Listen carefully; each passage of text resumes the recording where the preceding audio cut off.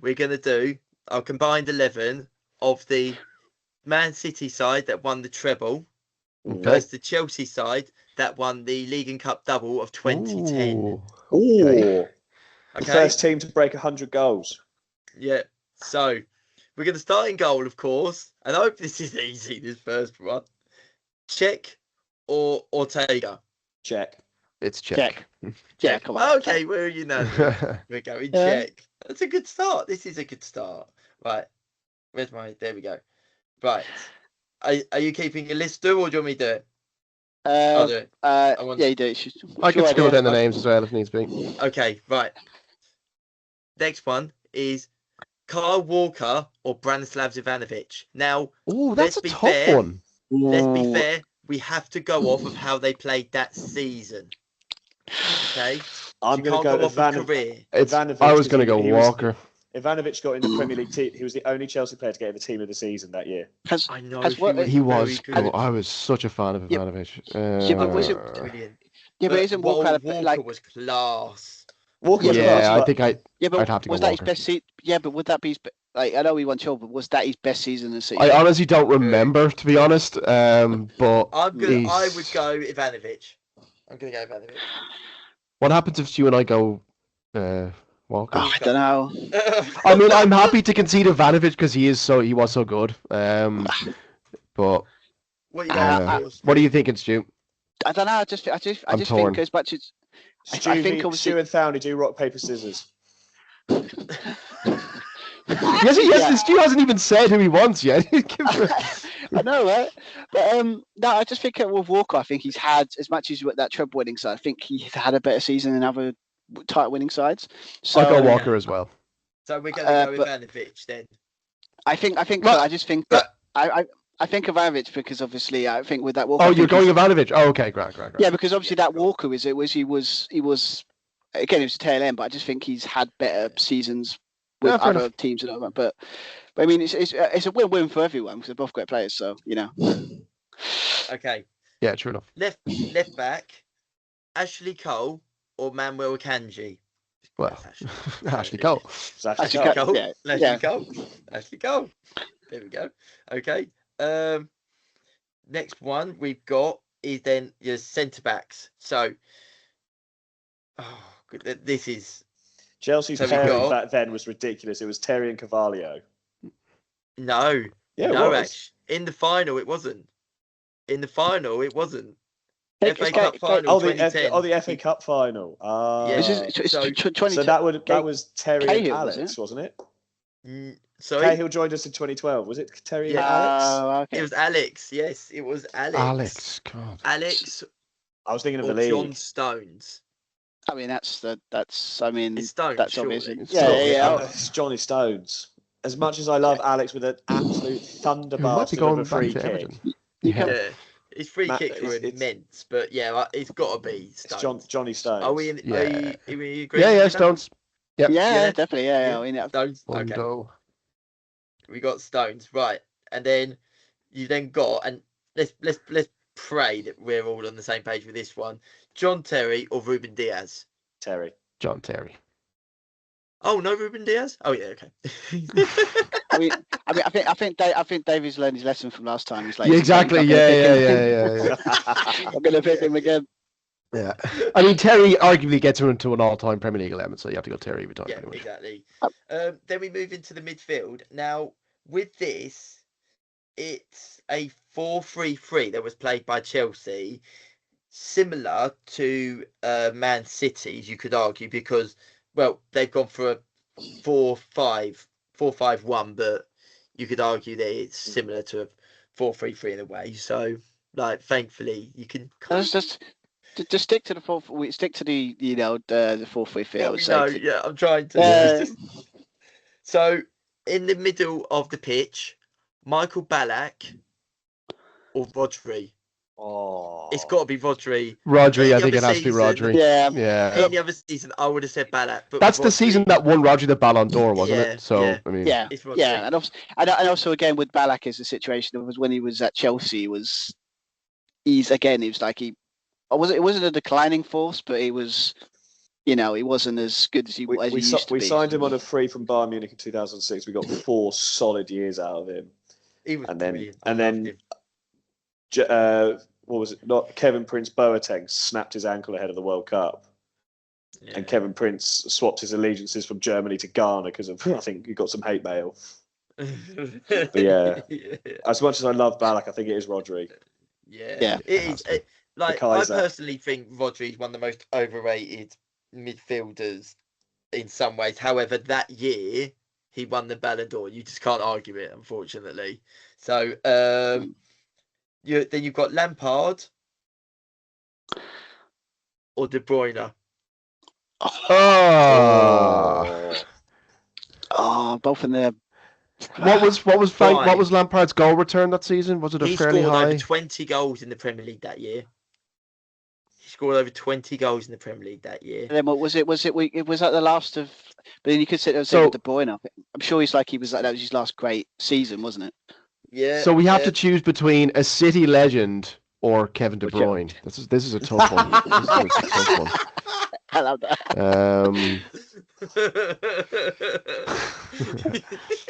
Thank you. FL18. That is a City. I still can't believe he went to City. Anyway. I'm going to go Kevin De Bruyne. I would actually prefer. Yeah, I'm going to go De Bruyne. I think he was fabulous that season. I'm going Lampard because for me, that season Lampard was ridiculous. He was ridiculous, but I believe that was the season that took them over him and Drogba over the line for like the most goals and assists combined by two players. Okay. Well, but also, I think that was one of Lampard's best seasons. I don't think the season that City won the treble was one of De Bruyne's bests. He was injured for most of it, wasn't he? He was injured. He got injured in the final as well. Actually, now that you mentioned, he got injured in the Champions League final. Yeah, I'm going Lampard. Yeah, forget I said De Bruyne. I'm going Lampard. we convinced him. I personally would go Lampard just because I think when it comes to De Bruyne, I think he's again similar to the Kyle Walker thing. I think he's had better seasons, and I think if you're gonna and as much as it hurts to pick Lampard, but can't deny got to pick someone. So I'm telling you now, we're getting a lot of hate for this one. A lot of people are going to be going, he won the treble. Why are you throwing? That's what I was thinking at first. He won the treble, but he was missing for a lot of big games that season, if I remember correctly. But well, he only turned up near the end, didn't he? I'm sure he did. Overrated. He was in your final season. Just in the league. You're cutting out, Matt. You're cutting out. There you go. Go on then. Hello. You're good. So 22 goals, 16 assists. He only missed 2 games, and he only failed to complete 90 minutes 3 times. That's Lampard, obviously. That's Lampard, yeah. Yeah. Okay. Yeah. Fair. Yeah. Go Lampard. Yeah. I think that just confirms it. That seals it. Yeah. Okay. Your next player, Florent Malouda or Bernardo Silva. I mean, on to the next one. One's a workhorse. One was considered at the time a French genius, from coming from Lyon. As well. I had a lot of love for Malouda. I loved Malouda, but I remember being down. It's going to be Silva, but I remember being down at Fratton Park away in the 2010 season and seeing just Florent Malouda. Portsmouth were in bad enough times as it was, but Florent Malouda just tore them apart. Just like how quick he was and how fast and just how aware he was of the game, and that was just ridiculously good. But yeah, I think Bernardo Silva, but Florent Malouda was what a player he was in his heyday as well. Florent Malouda for me is a player that back then he was never fully appreciated enough outside of Chelsea. I think if he played in today's Premier League, we're talking levels similar to Doku, a player that's hitting wonderful goals and all this sort of stuff. He just does brilliant stuff on the ball. He was that sort of player, but back then it wasn't the norm for a player to be like that. So I don't feel like it was fully appreciated in some ways. But yeah, So we moving on then. So your next ones, Ilkay Gundogan or Solomon Kalou. Two very different players, but yeah. Don't What are we really. saying here? See, I'm not as I don't really have a working recollection of the 2010 season for Chelsea, to be quite honest. So I mean, the City one's obviously. Who was the City player again? Gundogan. Ilkay Gundogan. I mean, again, it's the same. I think for me, it's the same thing. I mean, it's sorry, David. Like no, sorry. It's the same argument. I know it's like you said they win the treble, but I think it's like it's really here when I'm sitting on they've had better seasons, but they won the treble. So I guess my argument's really rubbish, to be honest. But like I don't know. I just think was it Gundogan? I don't know. I just think again it was his last great season, wasn't it? He hasn't really been the same since, really. So if I was going to torn towards maybe him, maybe being Man City, was it? I'd probably go towards Gundogan as well. Was that? Well, it can't have been. That wasn't the same season, the treble season, when they played Villa on the final day of the season, and Villa went 2 goals up, and then Gundogan got the winner or the equaliser. Was that the same, or was it the year before? I think that was the year before. A couple of years before. Yeah, okay, never mind. Because if that was the case, I would have said Gundogan has to be there. Yeah, but I'm going to go Gundogan anyway. That was insane that last game of the season. Yeah, very memorable. I think it was that season. Matt Ty, you've got your fingers on the keyboard there. If you can tap that in. So Man City's last game of the season or the treble season was a 1-0 loss to Brentford. Oh, okay, never mind. It weren't season before then, yeah. As much as I do love Solomon Kalou, it is Gundogan. Yeah, like Kalou was good, but Gundogan was very. Kalou's a cult hero. Yeah, exactly. Yeah, he was a cult hero. He scored important goals, but Gundogan was, before he joined Barcelona, he was brilliant. He was absolutely sensational before he moved. Then we move on to the other flank, and it is Nicolas Anelka versus Jack Grealish. Oh, this is tricky because the season before this, Nicolas Anelka just won the Golden Boot in the Premier League, and then I believe he then scored another 18 this season as well in the league. And this was the first season Jack Grealish joined Man City, which is his best season. Yeah, but he did have a good season though. That's the thing. I'm trying to think. Yeah, I know he played terribly he didn't have a good Champions League final anyway. I know it's obviously one game in the season, but I can't remember what his goal return was in the league. I know he got a couple. He got a few. I remember the loud noises about it. I think we all remember. Like it's basically like everyone's like £100 million for, and like, what's he done? So if I was going to be 5 goals, 7 assists. That's not great. That's not great. So I think that's in the league. Nicolas Anelka. I think Anelka would go for. I'd need Anelka towards that one. Yeah. I mean, I'm still devastated. Yeah, Nicolas Anelka. Was that a little celebration there? I saw. Yeah, that's the right answer. That's the right answer. I'm still devastated. We didn't sign him over. Was it Juve? One of the worst decisions we ever made. Not signing him all those years ago. We should have done it. But you did sign him. Didn't Anelka play for Liverpool? Oh. No, I don't think he did. Did he? He did. No. Did he? Yeah, he was on loan. Yeah. He was a loaner. He was on loan from PSG. He was really good, and then all of a sudden, it just shows what kind of what a state of our club was at that point. Where we thought, instead of going for Anelka, that's a proven player in the Premier League, we decided to go for. If you look at it, Anelka's got one of the best careers, which is just insane teams. It's PSG, Arsenal, Real Madrid, back to PSG, on loan at Liverpool, City, Fenerbahce, Bolton, Chelsea, Shanghai Shenhua, loan to Juventus, and then at the end it's West Brom and Mumbai City. Yeah, but he shined at most of them, didn't he? That's the beautiful thing about it. It's like every time you could, even when you consider it. Yeah, Mumbai City legend. Yeah. He was brilliant at Bolton. I mean, Bolton definitely. I mean, that's the reason you guys signed it, wasn't it? Like that form of the you thought, you want him, but yeah, I think if you look at it just by You could say, when has Jack Grealish ever had a season that's like really stand out since he's been City? Exactly. That's a good point. Yeah, he's never had a blow-away season. And I mean, it's difficult, obviously, in and amongst those City players, isn't it, to kind of have a standout season? So, I think an Elka for that one. And the final one. Now, this could be could either be the second hardest or the hardest in terms of form.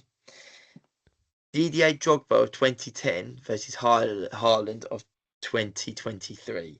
Now, I think this will have to come down to goal return just to see who edges it, to be honest. This as to now, in terms of goal return, I've got it here.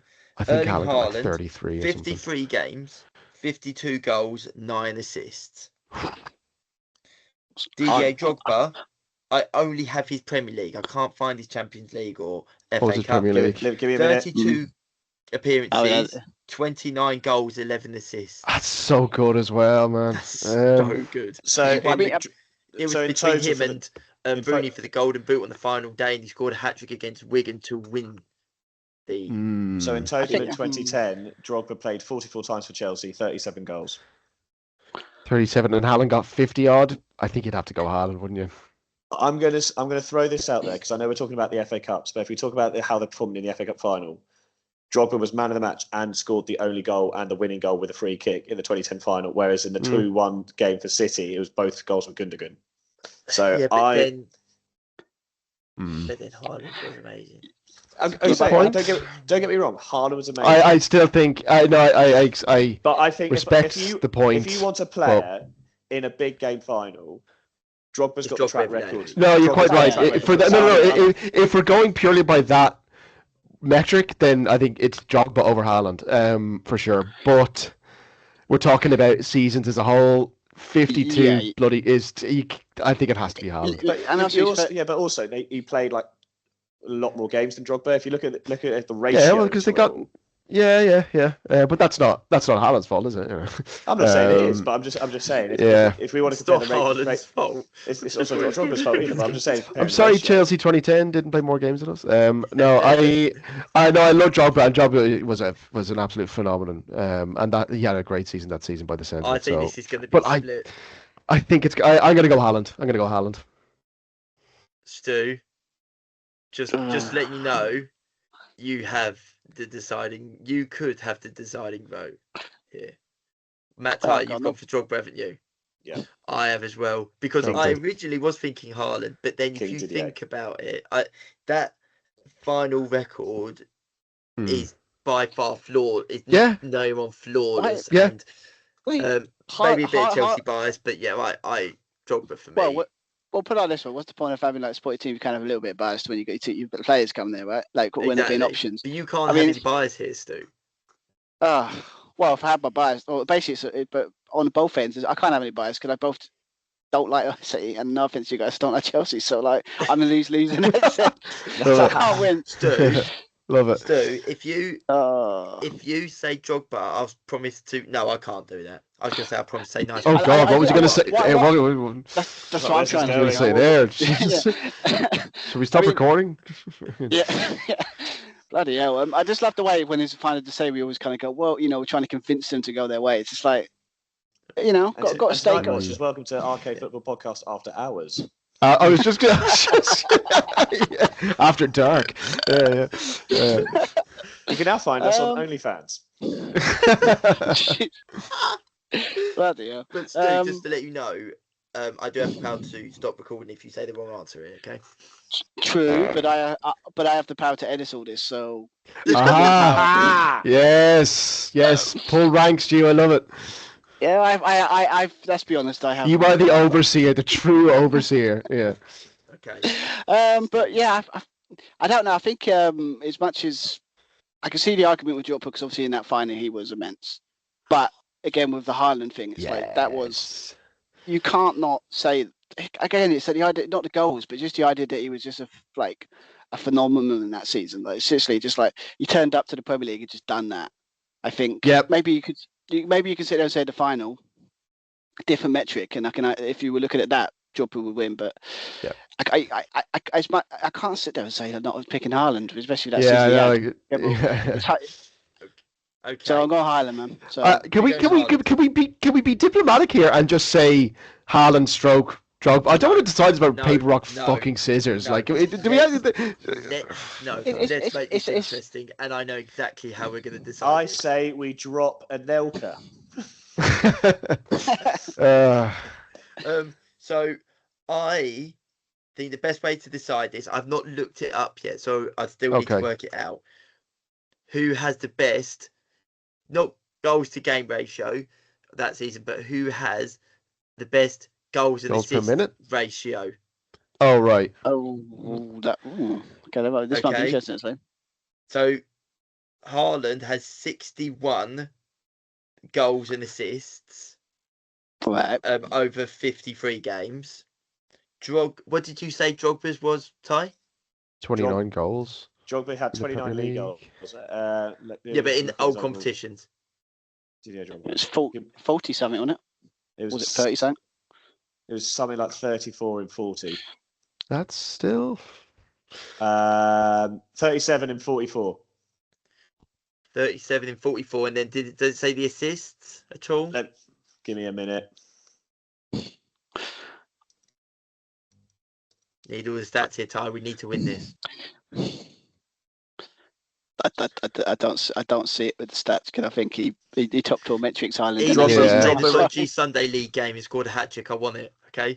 16 assists across all competitions. That's a lot, you know. Right. Okay. He was that kind of player job. He was that kind of player job. So 16. Yeah. And you say 44 goals? No, 37 goals. Sorry. 37 goals, 16 assists across 44 matches. So 53, and then so it's how many games across all competitions? 44. Does Drogba just edge it? Oh, shit. So, Haaland, his goals and assist ratio, 1.15.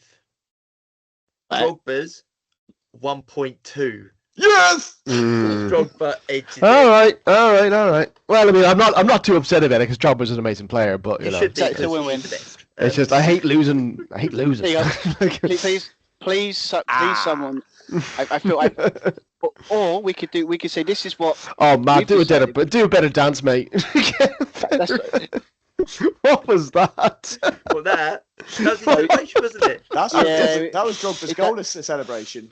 Oh, of course. I thought you were doing your own little thing there. No, he does that. I can show you my dad dancing, but I respect you too much. Again, nice. Viewers, you can now find us on OnlyFans where he does this. Yeah. Where we pay you to not watch. Any plays that you feel like we got wrong, I will read out the list now for you. So the players we have in our Chelsea and Man City 11, FA Cup 11, Cech in goal, Ivanovic, Cole, Stones and Terry in defence, Rodri, Lampard and Bernardo Silva in the midfield with Ilkay Gundogan, Anelka and Drogba. That is definitely. There's one or two that I think people will have arguments over, but I think as a whole, that's fairly conclusive, isn't it? I mean, to see people's argument for Drogba and Haaland. That would be interesting to see. All I'm saying is, it's going to be that person that's going to go with the he's overrated argument because it always comes up with Drogba. So if you put this out there, there's a comment that's going to happen. We just got to be there because there's always that one person that goes he's overrated. He's like, as a Liverpool fan, like, no, he wasn't. He was not overrated. He's very imagine someone's like, Cole over a Kanji. I don't know, guys. I mean, like, no. You say that, but you were talking about on like somebody. I mean, if we have to go all the way back to that unpopular opinion one, some of the opinions people gave up to. So I wouldn't say that wasn't that bad that season. Yeah.